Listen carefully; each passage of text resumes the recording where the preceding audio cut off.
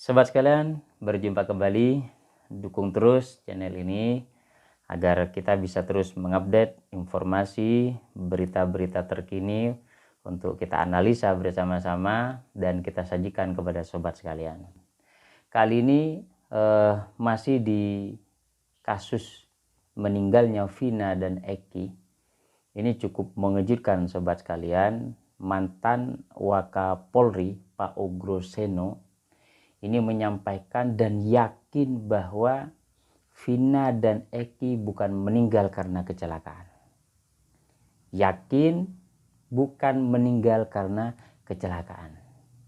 Karena sampai hari ini gigih para pengacara, apalagi yang sudah mengajukan PK saat ini sedang berlangsung, PK-nya Sakatatal, kemudian berlanjut lagi ke PK yang diajukan oleh Rivaldi, dan sisanya ada 5 terpidana lainnya.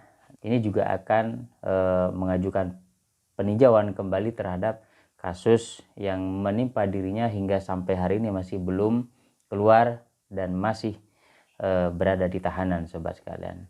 Pak Ugro Seno ini menyampaikan bahwa ternyata ada satu TKP lagi yang tidak disebutkan atau tidak diungkap selama ini, katanya Pak Ugro Seno. Karena ada 3 TKP yang disampaikan Pak Ugro Seno ini yang sebelumnya beredar luas, bahwa TKP pertama terjadi di Jembatan Layang Talun, Kecamatan Cirebon.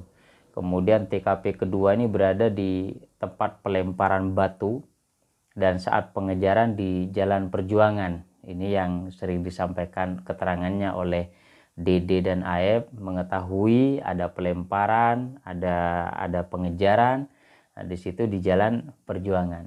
Kemudian di TKP yang ketiga ini terjadinya Vina dan Eki ini dibun dan diperkos di belakang showroom mobil atau seberang SMPN 11 Cirebon Majasem Kesambi.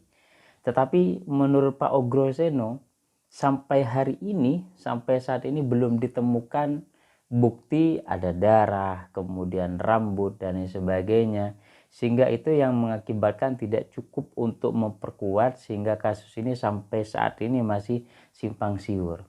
Ada yang yakin bahwa kasus ini karena kecelakaan lalu lintas yang sampai hari ini terus diperjuangkan untuk bisa mengeluarkan tahanan yang sampai saat ini masih mendekam di penjara, sobat sekalian. Nah, Pak Ugro ini menyampaikan bahwa yakin bahwa ini bukan kecelakaan lalu lintas. Ada satu TKP di mana TKP ini meyakini bahwa Vina dan Eki dilakukan sehingga Vina dan Eki meninggal di sebuah tempat, dan ini diyakini oleh Pak Ugro Seno gitu. Nah, sehingga kalau jejak digital itu betul-betul diungkap, katanya Pak Ugro Seno, maka akan terungkap kasus Vina dan Eki ini, motifnya apa yang sebenarnya terjadi dan bagaimana mereka bisa meninggal, sobat sekalian. Cukup menarik. Nah, Pak Ugro Seno, wakil Wakapolri mantan, kita ini sudah mengantongi jejak digital, dan ia menganalisis bahwa Vina dan Eki ini dibun di sebuah rumah atau bangunan, katanya Pak Ugro Seno. Sehingga rumah itu bisa diselidiki dengan metode termutakhir, scientific crime investigation, untuk menemukan apakah di situ ada darah, rambut dan lain sebagainya, sobat sekalian, katanya. Nah, Pak Ugro Seno ini menyampaikan bahwa naluri saya, katanya Pak Ugro Seno, TKP ini bisa di dalam rumah atau bangunan. Nah, selain itu, katanya Pak Ugro Seno, analisisnya kian kuat bahwa adanya satu TKP baru ini karena ia menemukan beberapa faktor dari bukti digital di media sosial atau di Facebook yang disampaikan Pak Ugro Seno ini, sobat sekalian. Ini yang meyakinkan Pak Ugro Seno bahwa Vina dan Eki ini benar-benar meninggal bukan karena kasus kecelakaan lalu lintas itu.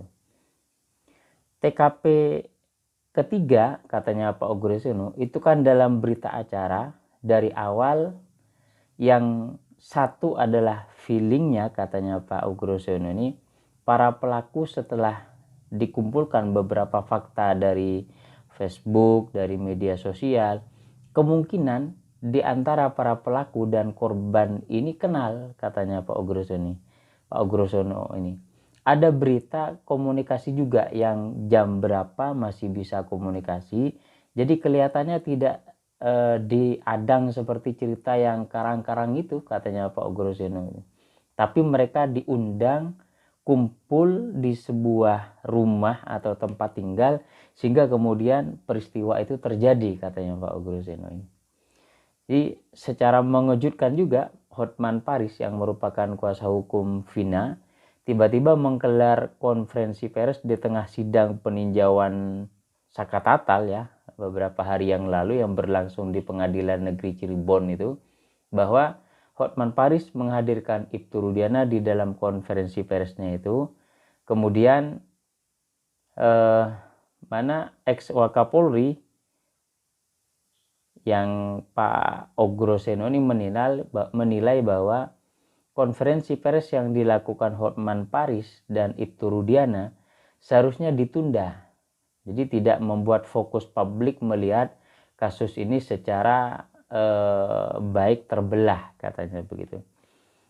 Ia menyinggung soalnya pentingnya etika hukum yang seharusnya dilakukan oleh Hotman dan Ibtu Rudiana. Apalagi Ibtu Rudiana ini bukan hanya sebagai korban, ayah korban, tetapi yang bersangkutan juga selaku penegak hukum, polisi aktif yang saat ini menjabat sebagai Kapolsek gitu.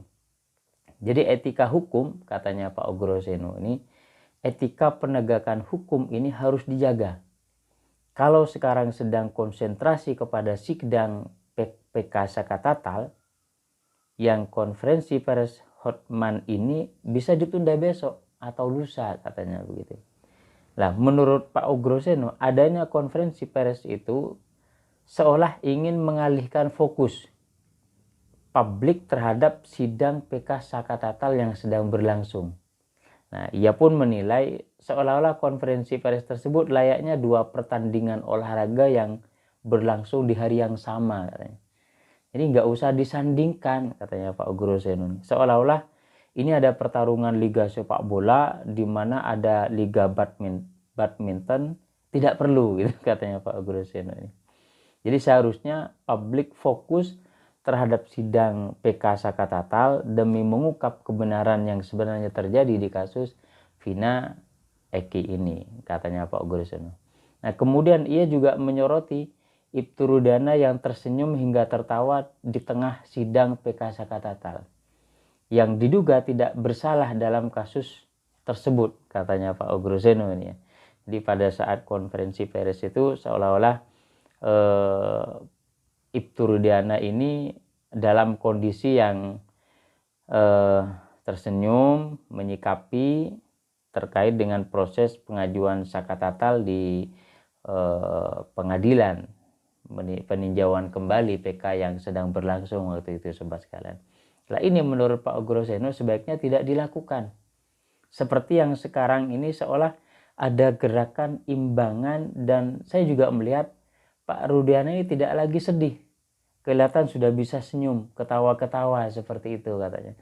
Berbeda ketika pada saat dia muncul ke publik pertama kali melihat mendatangi kondisi makam Eki dan sedang menunjukkan ekspresi emosi sehingga sampai menangis. Berbeda pada saat konferensi pers ini sedang tertawa, kelihatan senyum-senyum seperti itu, sobat sekalian, yang disampaikan oleh Pak Ugrosono. Lah ini menurut saya, katanya Pak Ugrosono, jangan dipeliharkan dulu lah. Karena ini ada korban yang meninggal dunia waktu itu, kemudian juga ada dugaan orang yang tidak bersalah tapi dituduh sebagai pelaku dan menjalani hukuman 8 tahun dan seumur hidup, katanya Pak Ugrosono. Jadi melihat kondisi ini, katanya Pak Ugrosono, mengaku sedih lantaran ada dua kubu, Ibtu Rudiana dan para terpidana, seolah hanya perang beradu keterangan tanpa bukti kuat, katanya Pak Ugrosono. Ini kan, katanya Pak Ugrosono, ini kan suatu kondisi yang sebetulnya kita sedih. bagaimana hukum ditegakkan di negara ini kalau hanya adu keterangan-keterangan itu saja, katanya Pak Groseno. Luar biasa menarik. Apalagi sampai saat ini masih menunggu apa keputusan dari peninjauan kembali zakat tatal. Kemudian di saat yang sama kemarin juga kita melihat sumpah pocong yang dilakukan oleh zakat tatal, dan sebelumnya Ibtu Rudiana dalam konferensi persnya juga akan sanggup sumpah pocong dan sumpah-sumpah lain yang disampaikan di hadapan publik, katanya. Meskipun begitu dibantah oleh Elsa Sharif, kuasa hukumnya, bahwa itu hanya sebatas penyampaian kepada teman sahabatnya Hotman Paris yang ketika itu ditanya, bukan untuk disampaikan kepada publik. Nah, alih-alih ketika ditantang zakat tatal untuk juga melakukan sumpah pocong, malah berasumsi Elsa Sharif ini menyampaikan bahwa menurut pandangan dan keyakinannya bahwa sumpah pocong itu ya seharusnya tidak dilakukan karena itu syirik dan sebagainya. Tetapi menurut saya, sobat sekalian, apa yang sudah dilakukan, diperjuangkan oleh zakat tatal, bagaimana dia ingin membersihkan namanya sebagai narapidana, mantan narapidana yang sudah dihukum, dinyatakan bersalah bahwa terlibat melakukan penbun kepada Vina dan Eki, sehingga dia berjuang membantah semua tuduhan-tuduhan selama ini. Dan salah satunya selain melakukan perjuangan peninjauan kembali di kasusnya itu, kali ini zakat tatal dengan tim kuasa hukumnya juga melakukan sumpah pocong karena ingin memperjuangkan keadilan dirinya, bahwa dirinya benar-benar tidak bersalah. Ingin menunjukkan, meyakinkan juga bahwa zakat tatal ini tidak terlibat sehingga Vina dan Eki ini meninggal. Nah, seharusnya proses apa yang diperjuangkan oleh zakat tatal tetap dihormati oleh Ibtu Rudiana, kemudian dengan pengacaranya, bahwa apa yang dilakukan, diperjuangkan oleh zakat tatal, termasuk proses sidang PK yang sampai hari ini masih terus diproses, menunggu hasil putusan untuk tidak melakukan pembelahan yang membuat publik apakah ini memang pertarungan ide-ide, keterangan-keterangan tanpa bukti yang disampaikan oleh Pak Groseno tadi, membenarkan masing-masing. Kemudian yang kedua, apa yang disampaikan oleh Pak Groseno, selain ada satu TKP yang cukup mengejutkan yang disampaikan oleh Pak Groseno, bahwa Vina dan Eki ini benar-benar motifnya adalah bukan kecelakaan tetapi dibun dan diperkos, katanya Pak Groseno. Nah, kemudian yang kedua, Propam ini kurang jeli, katanya Pak Groseno. Jadi apa yang sudah disampaikan oleh pihak Polri melalui Propam terkait dengan etika, pelanggaran etika yang sudah dilakukan pemeriksaan kepada Ibtu Rudiana, dan disampaikan bahwa tidak ada satupun pelanggaran etik, tidak ada satupun pelanggaran etika yang menyatakan atau menghasilkan dari hasil pemeriksaan itu bahwa Ibtu Rudiana bersalah. Nah, ini menurut Pak Groseno bahwa divisi profesi dan pengamanan Propam ini, katanya Pak Groseno, kurang jeli dalam memeriksa perihal kode etik Ibtu Rudiana. Bagi seorang pensiun jenderal, Pak Groseno yang hanya menganalisis dari luar saja sudah bisa membaca bahwa banyak pelanggaran yang dilakukan oleh Ibtu Rudiana, katanya itu. Jadi melihat luarnya saja, sebagai mantan jenderal, Pak Groseno melihat bahwa Ibtu Rudiana itu sudah banyak melakukan pelanggaran gitu. Nah, ini yang cukup mengejutkan juga. Pak Groseno sebagai mantan Wakapolri ya menyemprot Propam, kemudian Itwasum, bahwa yang dilakukan pemeriksaan seperti apa Itwasum dengan Propam ini sehingga memastikan bahwa tidak ada pelanggaran etik kepada Ibtu Rudiana, sahabat sekalian. Kalau Propam jeli, katanya Pak Ogroseno, apalagi propamnya Mabes Polri, sejak awal sudah banyak pelanggaran etik profesi yang dilakukan Ibtu Rudiana, katanya. Ogroseno ini juga menyampaikan bahwa pelanggaran itu dilakukan oleh Rudiana, antara lain mengajak Liga Akbar ke kantor polisi dan mengarahkannya, katanya Pak Ogroseno. Ini seharusnya sudah tidak dilakukan oleh Pak Ibtu Rudiana di awal gitu. Kemudian mencurigai beberapa orang terduga pelaku lalu menangani sendiri di bidang reserse narkotika gitu. Ini kan sudah menurut Pak Ogroseno fatal gitu. Ada pelanggaran yang sudah dilanggar oleh Ibtu Rudiana gitu. Nah, kemudian baru membuat laporan setelah 4 hari peristiwa terjadi, katanya Pak Ogroseno. Ini yang menurut Pak Ogroseno sehingga menyimpulkan bahwa penanganan kasus perkara Vina dan Eki ini betul-betul aneh gitu. Kemudian ditambahkan juga, dia juga tidak meminta anaknya yang waktu itu jadi korban untuk diotopsi. Itu saja sudah banyak ditemukan kejanggalan, katanya Pak Ogroseno ini. Jadi diketahui para sobat sekalian, polisi menetapkan 11 tersangka dalam kasus pembunuhan Vina dan Eki ini berangkat dari laporan dari Ibtu Rudiana gitu. Sehingga kemudian muncul nama-nama, kemudian ada siapa, Jaya, Suprianto, Eka Sandi, Hadi, Saputro, Eka Ramdhani, Sudirman, Rivaldi, dan Saka Tatal. Sehingga itu yang kemudian diproses dan dijatuhi hukuman 8 tahun penjara untuk Saka Tatal, kemudian seumur hidup bagi 7 terpidana lainnya. Nah, kemudian memunculkan 3 DPO yang baru-baru ini cukup mengagetkan dan viral, apalagi sampai dimenangkan pra peradilan pada saat beberapa hari yang lalu, sehingga membuktikan bahwa kasus ini memang betul-betul tidak melibatkan yang sampai hari ini masih memperjuangkan bahwa mereka betul-betul tidak terlibat. Apalagi Peggy Setiawan waktu itu yang ditangkap ini dikatakan bahwa ini otaknya, perencana. Bagaimana mungkin sebagai otak perencana sudah tidak terbukti, apalagi teman-teman anggotanya yang ikut membantu dalam proses perencanaan itu. Ini kan juga sudah tidak masuk akal, sobat sekalian. Nah, inilah ke depan, mudah-mudahan kita berharap kasus Vina dan Eki ini segera terungkap, kebenaran bisa terungkap, apakah ini benar-benar kasus Vina dan Eki ini meninggal karena kecelakaan, atau memang benar-benar motifnya dibunuh dan diperkos namun bukan ini pelakunya.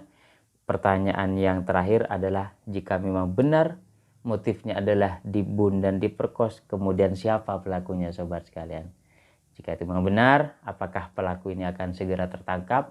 Beranikah Polri untuk bisa mengungkap kasus ini jika memang benar-benar motifnya dibunuh dan diperkos, kemudian pelakunya yang saat ini dipenjara bukan pelaku sebenarnya? Apakah akan segera terungkap kasus ini, sobat sekalian? Kita tunggu saja.